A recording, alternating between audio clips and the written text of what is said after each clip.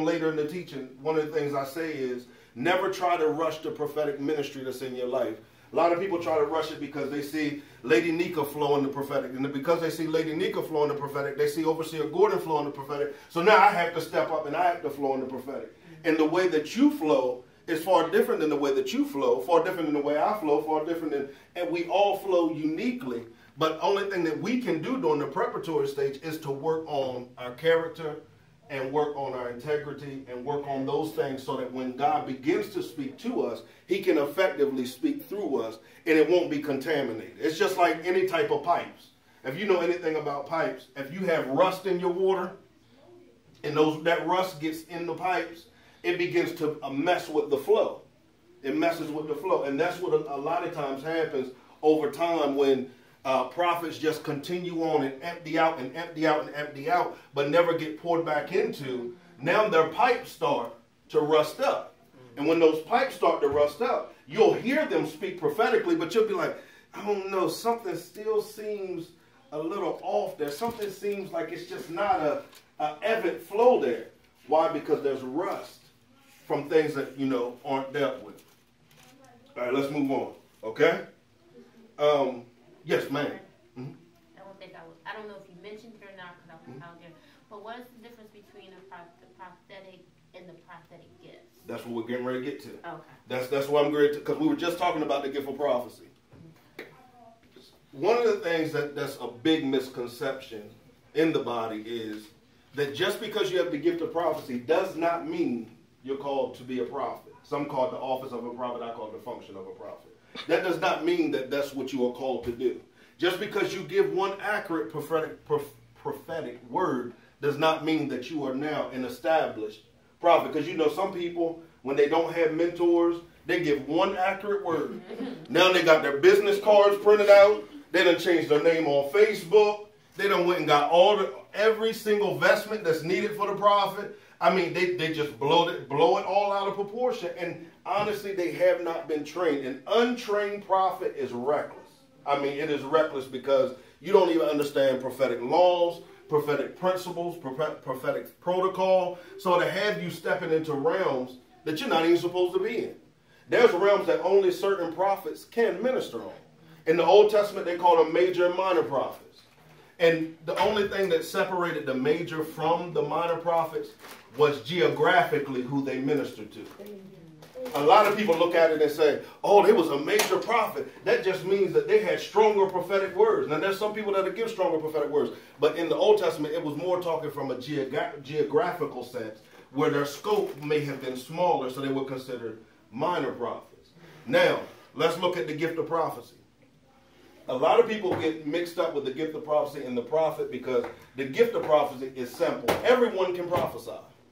There's not anybody that cannot prophesy. We can get in an ecstatic atmosphere amongst prophets, like every week coming here. Literally every week coming here, anyone could come here and prophesy. Anybody could. You know why? Because a whole bunch of prophets in here. So anytime, anybody could stand up here and prophesy. Basically, edification, exhortation, and comfort. That's the basic level of the gift of prophecy. Edification, exhortation, and comfort. 1 Corinthians 14:3, I think it is. That's the level that the gift of prophecy stops at. And that's a big thing, though. I mean, and if you listen now, you haven't heard anything futuristic yet or anything like that. We get prophecy mixed up sometimes with the word of wisdom.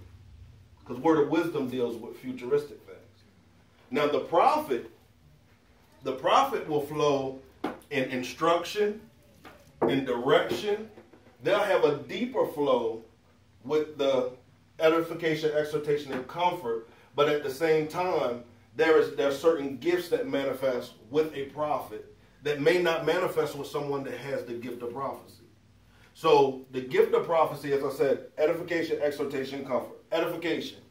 It comes from the same word that means edifice, which is a building. We always say, if a church has a nice building, you have a nice edifice, which means to build somebody up.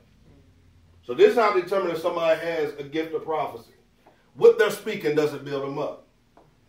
If you have the gift of prophecy, 9 times out of 10, God is not going to use you to execute judgment because you don't walk in that authority. There are prophets that don't even walk in that authority. There are prophets, now most prophets that can release judgment, but they always release judgment with a clause. It'll be, you know, thus saith the Lord, for example, I'm going to judge your house unless you such and such and such and such. Because God can trust you with that maturity. Now, if you're immature and you just popping off, God said He's going to judge you. He's tired of you and He's going to judge you. You don't even walk in that authority. You don't. And I tell people all the time, watch a prophet that will not submit to a leader. Watch a prophet, because I got some misconceptions that we're going to go over. One of the misconceptions is that a prophet doesn't have to submit to anybody. I don't have to submit. God called me. God called me.